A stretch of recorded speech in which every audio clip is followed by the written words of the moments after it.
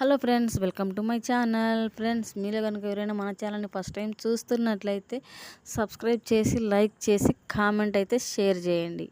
ఓకేనా? మరి స్టోరీలోకైతే వెళ్ళిపోదాం.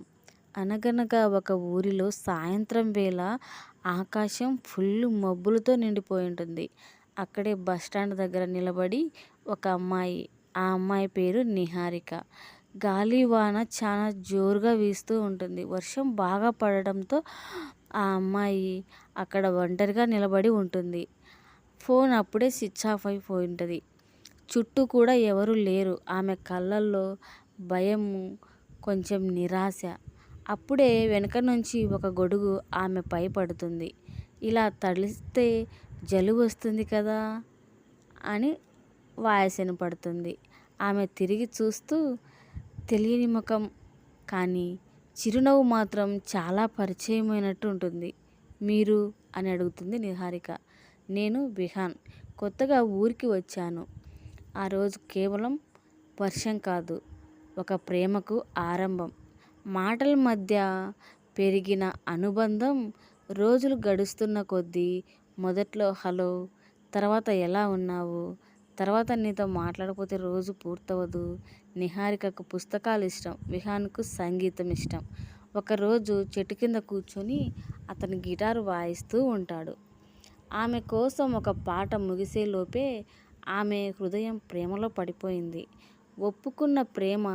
ఒక సాయంత్రం విహాన్ అన్నాడు, నిహారిక, నువ్వు నా జీవితంలోకి రాకముందు నేను ఒంటరిగా ఉండేవాడిని. ఇప్పుడు నీవు లేని జీవితం ఊహించలేకున్నాను. ఆమె కళ్ళల్లో ఆనందం, కన్నీళ్ళు కూడా వస్తాయి. నేను కూడా అంటూ మెల్లగా చెప్తుంది. ఆ రోజు ఇద్దరు చేతులు పట్టుకొని ప్రేమగా ఒకరినొకరు చూసుకుంటారు. కలలు, ప్రామిసులు వాళ్ళ కలలకు ఒకటయ్యాయి. చిన్న ఇల్లు, పెద్ద సంతోషం. మన పెళ్ళి కూడా వర్షంలోనే జరగాలి అని నవ్వుతూ అన్నాడు విహాన్.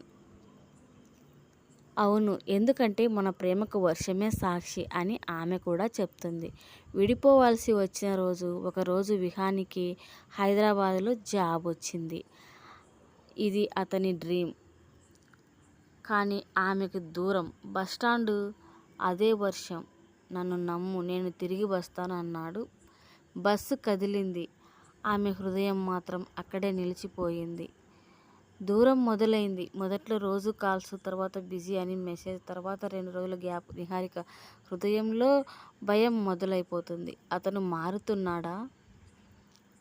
ఒంటరితనం. గ్రామంలో వాళ్ళు మాట్లాడడం మొదలుపెట్టారు. సిటీకి వెళ్ళిన వాళ్ళు తిరిగి రారు. ప్రతి సాయంత్రం బస్టాండ్ దగ్గరికి వెళ్ళేది. అతను ఇచ్చిన మాట గుర్తు చేసుకుంటూ ఒక రాత్రి ఫోన్ మోగింది. తెలియని నంబర్. నిహారిక. అది నిహాన్ స్వరం.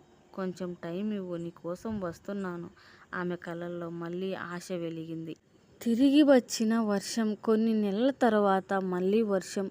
నిహారిక అదే చోట నిలబడి ఉంది. వెనుక నుంచి గొడుగు. ఇంకా నన్నే ఎదురు చూస్తున్నావా? ఆమె తిరిగి చూసింది. విహాన్. ప్రేమ గెలిచింది. విహాన్ ఆమె చేతిని పట్టుకొని అన్నాడు, నేను ఆలస్యమయ్యా, కానీ నీ ప్రేమకు దూరం కాలేదు. అతను ఉంగరం తీసి అడిగాడు, నాతో జీవితాంతం వర్షంలో నడుస్తావా? ఆమె కళ్ళల్లో నవ్వుతూ, ఎప్పటికీ ఆకాశంలో